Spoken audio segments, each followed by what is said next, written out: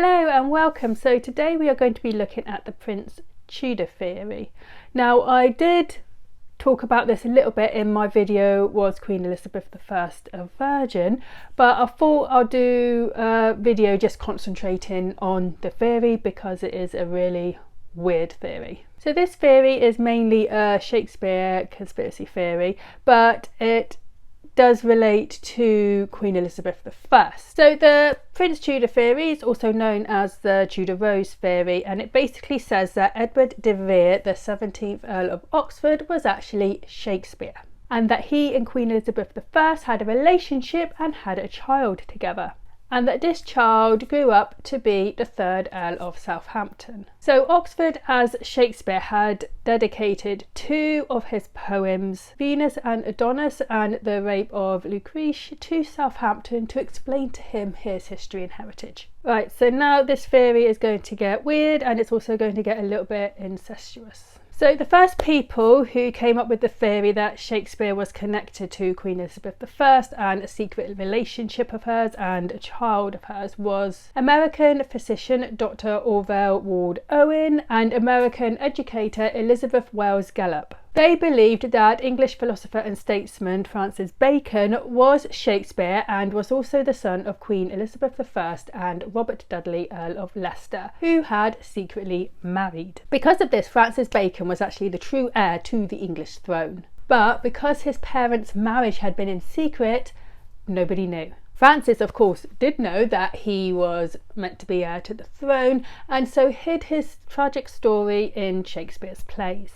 So Orville Ward Owen was the first of the 2 to come up with this theory, saying that he had found a secret cipher in Shakespeare's plays.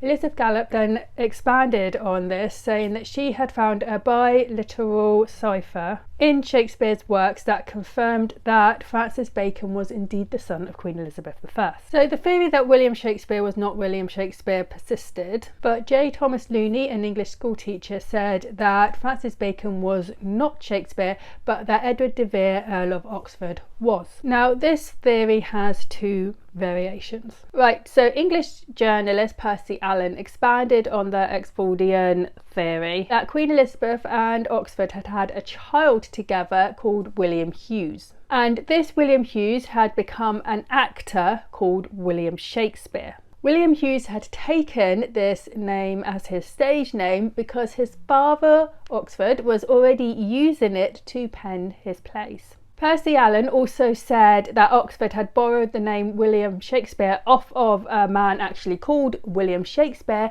who lived in Stratford upon Avon but was neither an actor nor a playwright.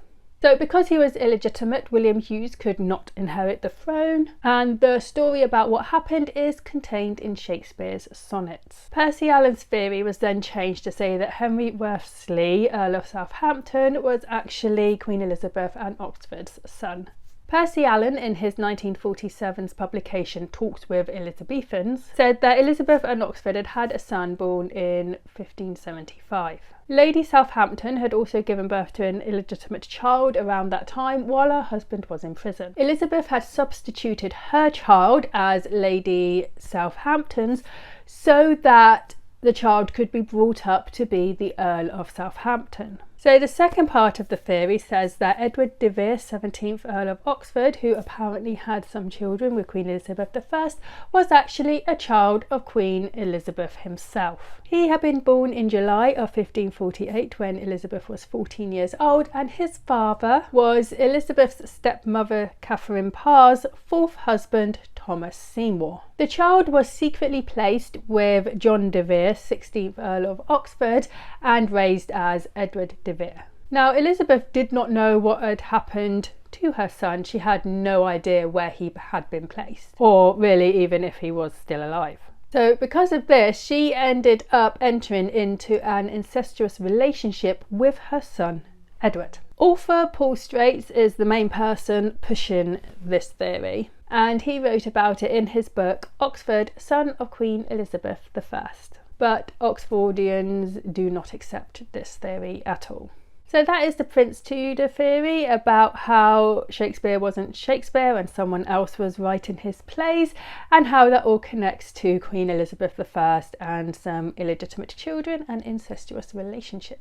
This theory has also been made into a movie, the movie Anonymous in 2011. I actually really enjoyed that film, so go and watch it if you want. I hope you enjoyed this video. If you did, like and subscribe, and I'll see you next time. Bye.